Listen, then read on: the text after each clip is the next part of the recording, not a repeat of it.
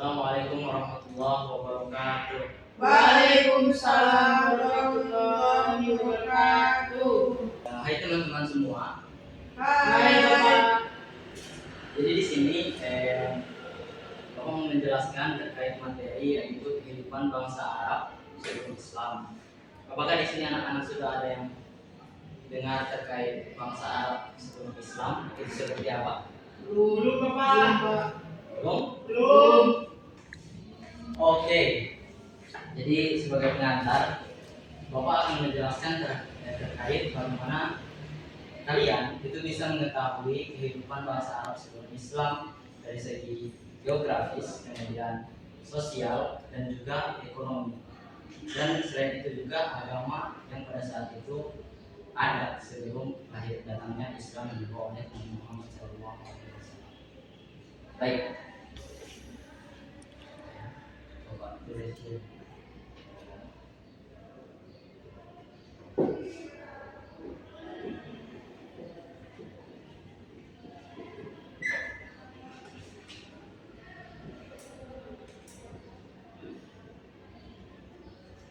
Oke Bapak, apa tulisan Bapak agak miring-miring ya karena Iya Pak. keterbatasan papan tulisnya. Baik, yang pertama itu letak geografis Jazirah Arab.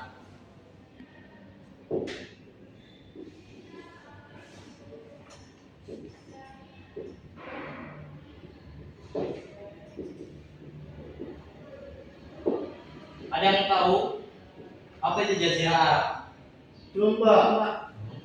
Atau pernah dengar terkait Jazirah Arab? Belum. Belum. Jadi Jazirah Arab ini adalah semenanjung padang pasir yang ada di antara tiga benua. Pertama benua Eropa, Asia, dan Afrika. Tapi dia termasuk padang pasir. Oke. Jazirah Arab ini termasuk Hijaz, Yaman, yang adanya Mekah dan Madinah.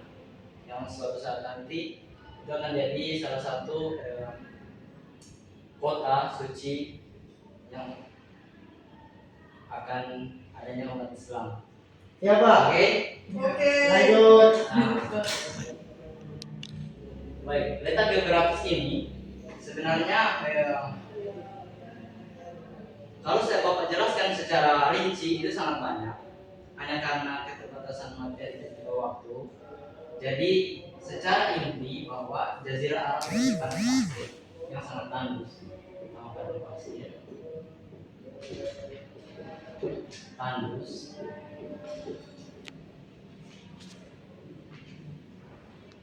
Pak, izin Pak proyek. Ya. Kemudian struktur sosial dari masyarakat ini itu termasuk terdiri dari suku-suku atau kabilah-kabilah yang sering berpindah-pindah.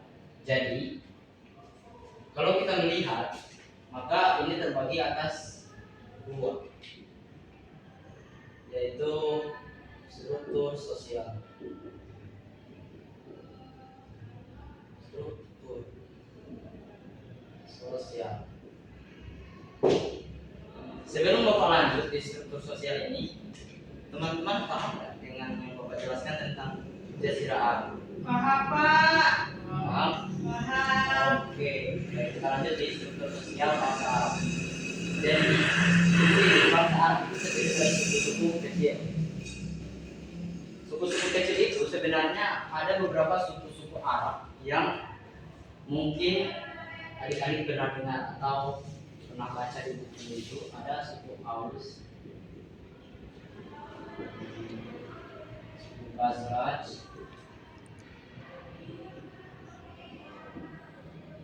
ini yang sebenarnya bertempat di Madinah. Ini adalah suku atau kabilah Yahudi. Kemudian ada lagi suku-suku sebenarnya sebelumnya, yaitu pada masa sebelum datangnya Islam, yaitu seperti bangsa yang telah dalam Al-Quran telah dibinasakan seperti kaum Ad dan Samud. Itu sebenarnya suku Arab yang paling atau nenek moyangnya suku Arab sebenarnya, dari suku sosial. Kemudian suku-suku ini itu mereka berperang satu sama lain. Jadi nanti Bapak jelaskan itu masuk di politik sebenarnya. Dari suku-suku ini teman-teman paham? Paham. Oke. Atau ada yang mau bertanya dengan suku Aus atau suku Khazraj? Ada pertanyaan? Iya. Jadi dua suku ini adalah suku yang berasal dari Madinah. Jadi mereka adalah dua suku yang termasuk bersaudara. Hanya saja di Madinah itu ada perang sebelum adanya Islam. Oke. Yang ketiga itu politik.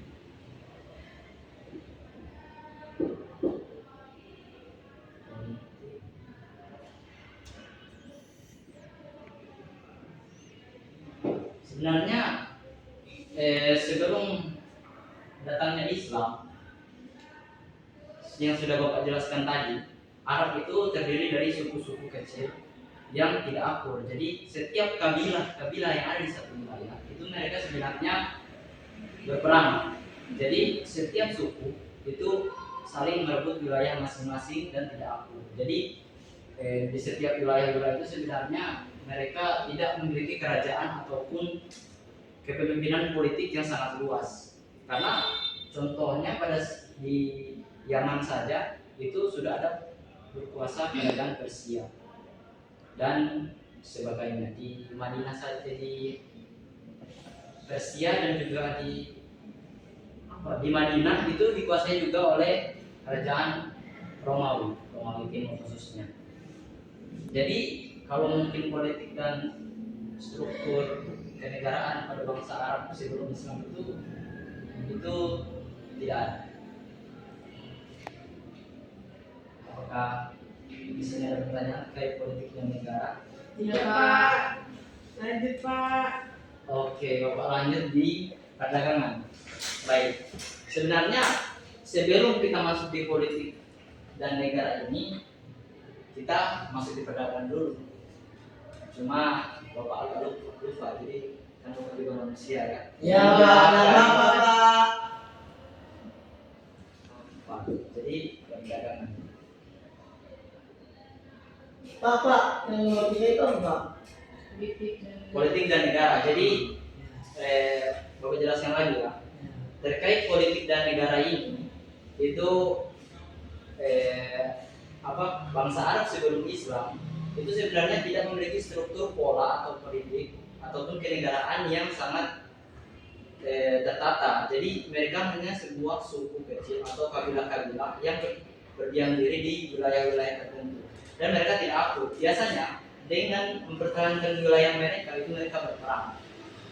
Jadi setiap suku yang ada, contohnya yang di Mekah, Quraisy dan sebagainya, itu mereka tidak akur satu sama lain karena tingginya gengsi atau istilahnya loyalitas terhadap kabilah itu sangat dipertahankan. Jadi kalau istilahnya ya kalau kabilah mereka benar dan kabilah orang lain itu salah ya salah, dan akan damai. Mereka perang-perang selamanya. Seterusnya sampai satu kabilah itu bisa menguasai wilayah kabilah lain. Dan apakah dengan Pak, bisa lanjut lanjut? Pak. Terima kasih. Kemudian kita lanjut. Sebenarnya sebelum masuk politik itu masuk perdagangan sebenarnya. Cuma Bapak agak lupa. Ya Pak. Jadi masuk perdagangan dan juga ekonomi.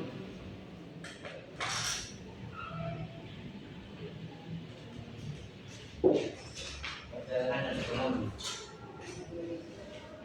Dari letak geografis Jazirah Arab ini kita sudah tahu kan bahwa itu padang pasir yang hanya bisa tumbuh kaktus, kurma dan sebagainya. Sebenarnya di Yaman dan juga Yasrib, kalau adik-adik pernah baca surat Quraisy, itu kan dijelaskan bahwa orang-orang Mekah, orang-orang Quraisy itu dia berdagang dari pada musim dingin pergi ke Yaman dan pada musim panas pergi ke Syam. Dijelaskan kan jadi secara umum atau yang kita ketahui pada Islam itu sudah dijelaskan sebenarnya bahwa perdagangan mereka ini mereka berdagang untuk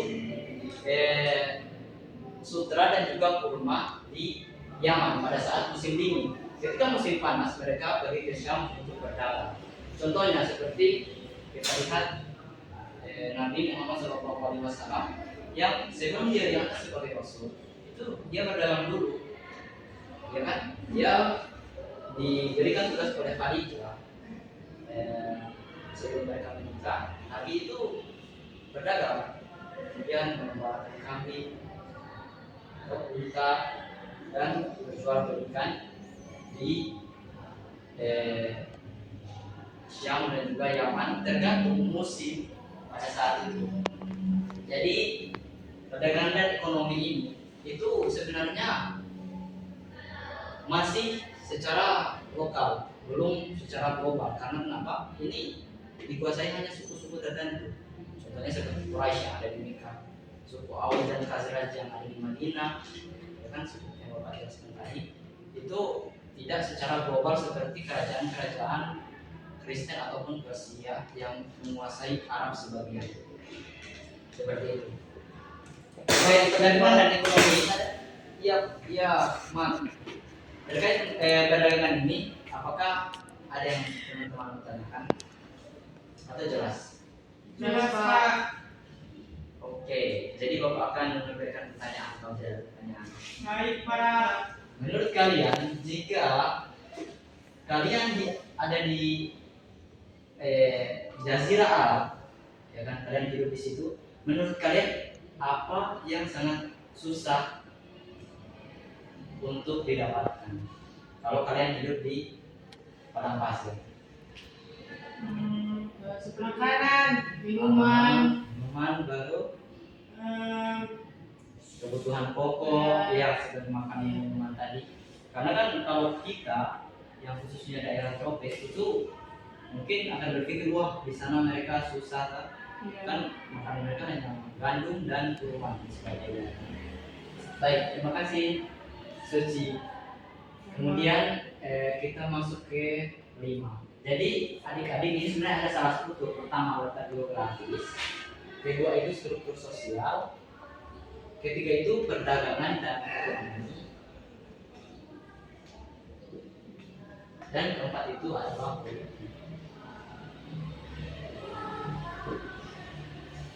Kalian tidak bingung kan? tidak.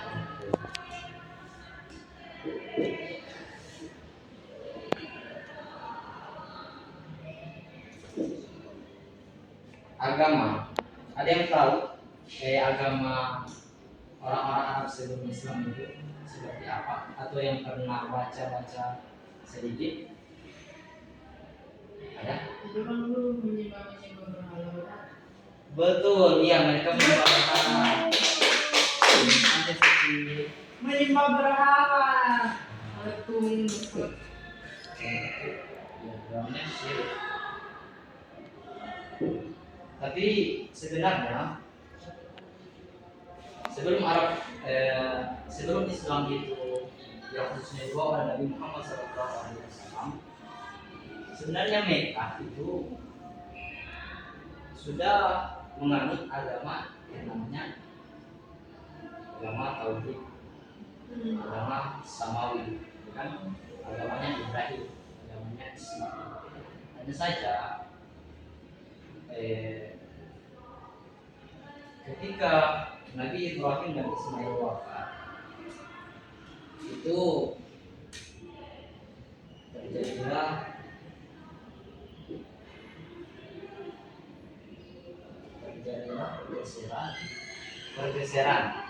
pergeseran keyakinan.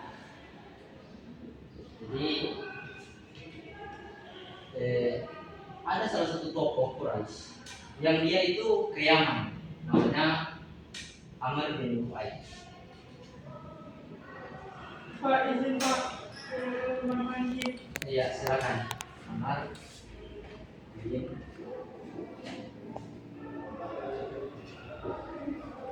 Pernah dengar nama Amr bin Lu'ay?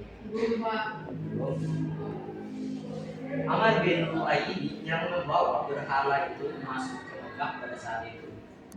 Sebenarnya di Jazirah Arab secara keseluruhan, di Yaman, di Persia, ya kan, Irak.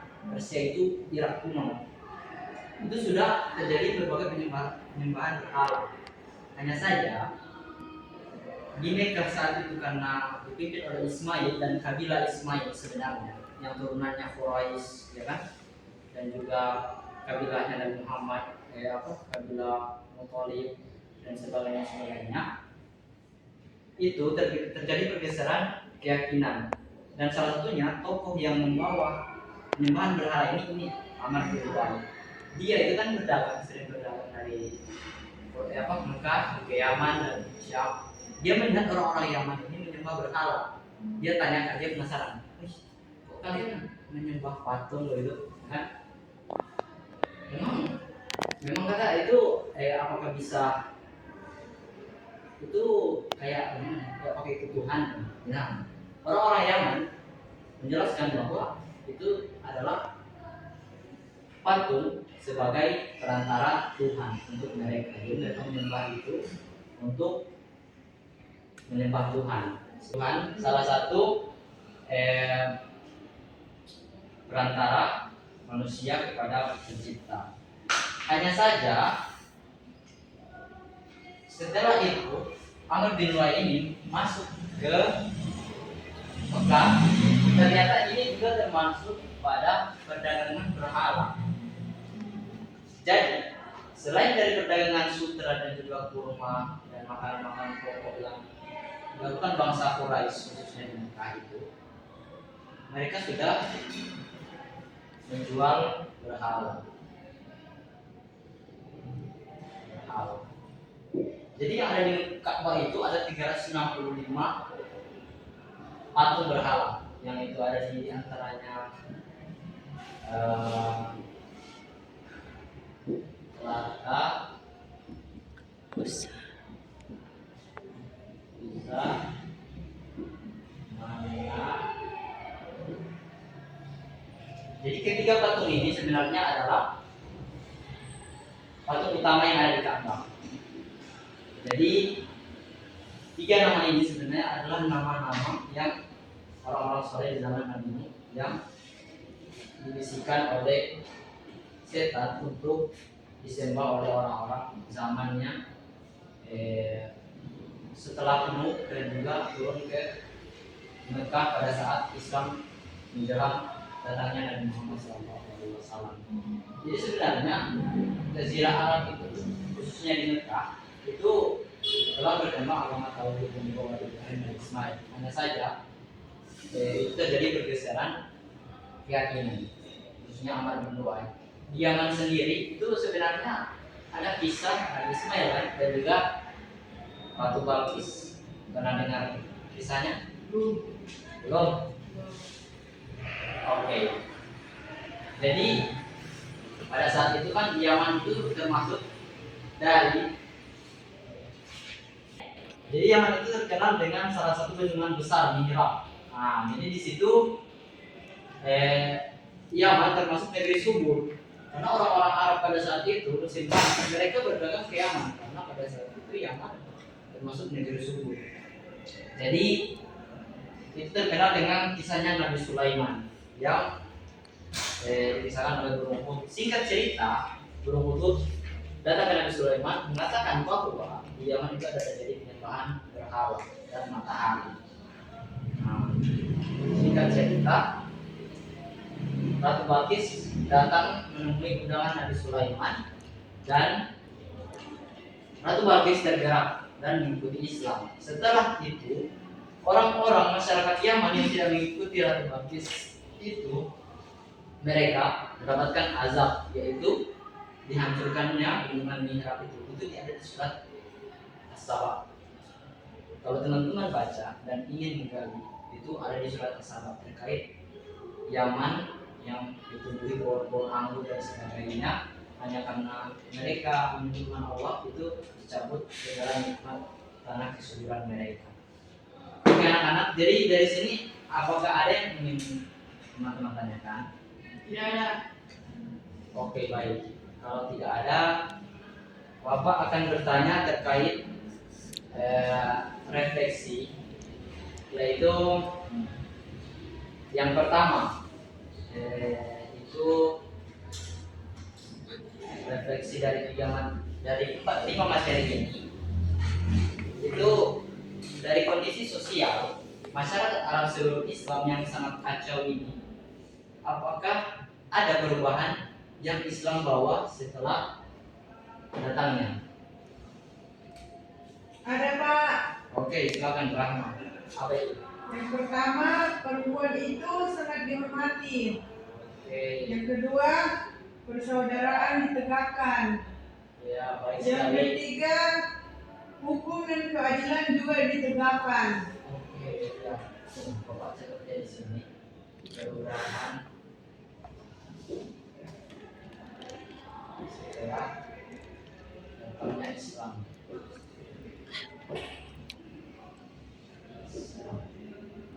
Yang pertama itu Perempuan dihormati.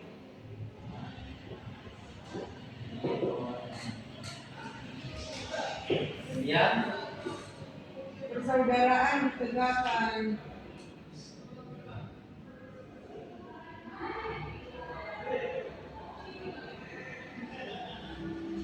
ketiga Hukum dan keadilan juga ditegakkan.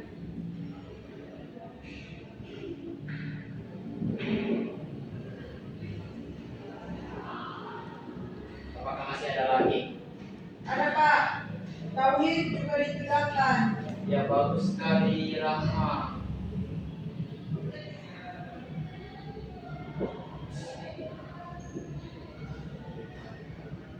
Oke. Ya baik anak-anak. Ya, ini sudah betul semua ini. Dari keempat ini sudah termasuk dari perubahan yang signifikan yang Islam bawa pada saat Arab yang termasuk kacau dari segi sosial dan juga moral. Selanjutnya itu pertanyaan yang kedua. Ini hanya dua pertanyaannya.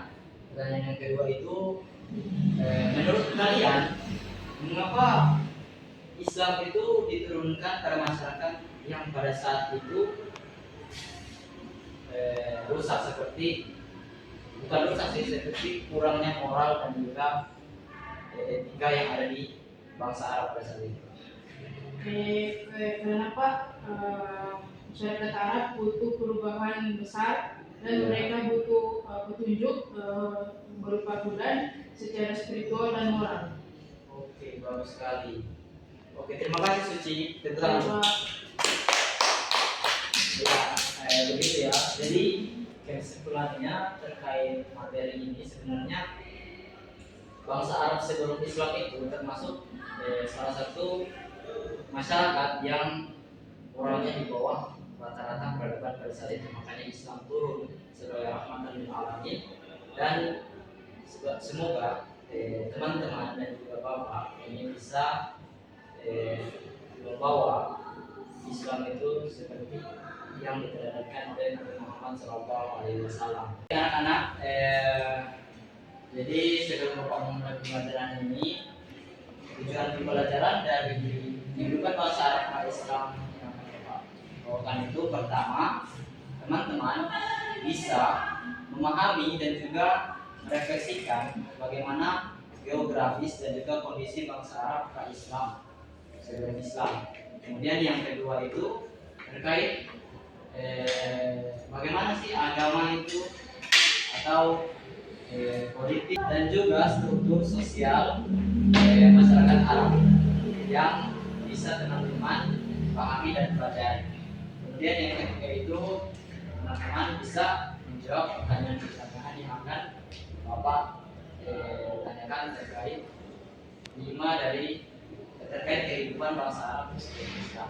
Terima kasih karena sudah mendengar penjelasan Bapak.